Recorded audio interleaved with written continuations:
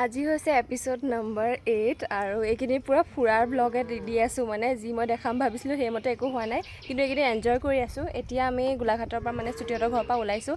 আজি দিনটো কি কৰোঁ সকলোসমূহ দেখুৱাই থাকিম। লেটছ গো। ৰাতিপুৱা ভাতকেইটা খাই আমি চাৰিজনী ওলাই দিলোঁ দুখন স্কুটি লৈ গোলাঘাটখন অলপ ফুৰিবলৈ।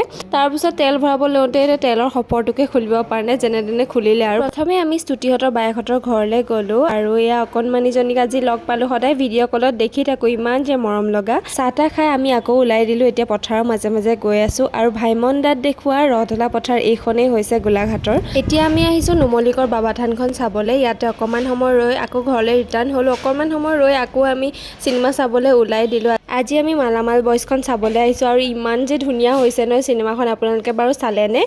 আহোঁতে গোলাঘাট জিমখানাত সোমালোঁ আৰু ৰিজৰ্টখন ইমানেই ধুনীয়া আছিলে। ইয়াতে ফটো চটো ক্লিক কৰি কিবা এটা খাই আমি ঘৰলৈ ৰিটাৰ্ণ হ'লোঁ আৰু যাওঁতে আমাক বৰষুণে পালে।